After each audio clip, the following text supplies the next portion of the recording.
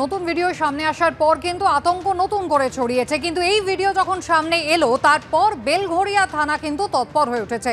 2021-এর মার্চের এই ঘটনা আড়িয়াদহে জয়ন্ত সিং এর ক্লাব তালতলা স্পোর্টিং এর ভেতরেই ঘটেছিল। চোর সন্দেহে এক যুবককে মারধর করা হয়। ওই যুবকের সঙ্গে একজন মহিলা ছিল এবং একটি শিশুও ছিল। ভিডিওয়ে জয়ন্ত সিং এর ঘনিষ্ঠ এবং আড়িয়াদহে মা ছেলেকে গণপিটুনির ঘটনায় ধৃত সৈকত মান্না ওরফে জঙ্গাকে দেখা গিয়েছে। জয়ন্ত সিং সেই সময় ক্লাবে ছিলেন কিনা তা খতিয়ে দেখা হচ্ছে বলে পুলিশ জানিয়েছে।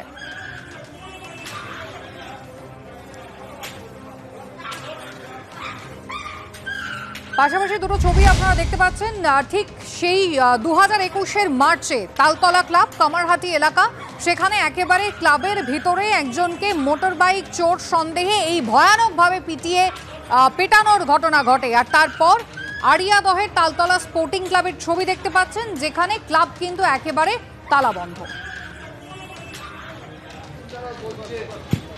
আমরা এই মুহূর্তে দাঁড়িয়ে রয়েছি আড়িয়াদহ তালতলা স্পোর্টিং ক্লাবের সামনে। পুলিশ সূত্রে যে খবর পাওয়া যাচ্ছে, ভাইরাল ভিডিও যেটা সামনে এসেছে, পুলিশ আধিকারিকরাও যেটা বলছেন যে এই তালতলা স্পোর্টিং ক্লাবের ভেতরেই কিন্তু নৃশংসভাবে তালিবানি কায়দায় এক যুবককে নিয়ে গিয়ে মারধরের ঘটনা ঘটে। ওই যুবকের বিরুদ্ধে অভিযোগ ছিল যে ওই যুবক সে একটা মোটর বাইক চুরির ঘটনায় অভিযুক্ত। স্থানীয় এই তালতলা স্পোর্টিং ক্লাবের যুবকরা যারা সদস্য তারা ওই ব্যক্তিকে ইন্টারসেপ্ট করেন এই রাস্তা থেকে এবং তারপরে ক্লাবের মধ্যে গিয়ে তাকে বেধড়ক মারধর করা হয়। বেলঘড়িয়া থানার তরফ থেকে যেটা বলা হচ্ছে যে 2021 সালের মার্চ মাসের ঘটনা, মোটর বাইক চোর সন্দেহে ওই ব্যক্তির ওপর ক্লাবে মারধরের পর পুলিশ আধিকারিকদের কাছে ওই ব্যক্তিকে তুলে দেওয়া হয় এবং যারা যারা ওই ঘটনায় এখন যে ভিডিও সামনে এসেছে যাদের যাদের মারতে দেখা যাচ্ছে প্রত্যেককে পুলিশ আধিকারিকরা আইডেন্টিফাই করেছেন।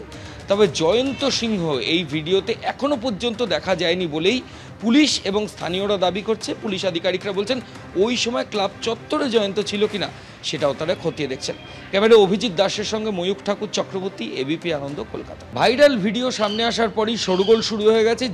যে ভিডিওতে দেখা যাচ্ছে জয়ন্ত সিংহের ক্লাব তালতলা স্পোর্টিং ক্লাবে এক যুবককে চোর সন্দেহে নিয়ে তালিবানি কায়দায় মারধর করা হয়েছে।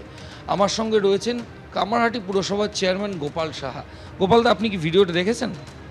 দুর্ভাগ্যবশত কাল রাতে আমি দেখতে পেলাম এইভাবে একটা মানুষকে পিটতে পারে আমাদের ধারণা ছিল না।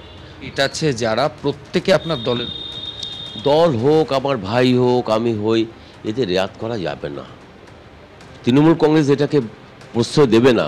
তৃণমূল কংগ্রেস এটাকে কখনো তার সঙ্গে সহযোগী কর্মী হিসেবে তাকে মানবে না। ইতিমধ্যেই আমরা তৃণমূল কংগ্রেস থেকে আমাদের উচ্চ স্তর থেকে যে নির্দেশ এসছে, তৃণমূল বলে কোনো অন্যায় কাজ করে কোনো রেয়াত তারা পাবে না।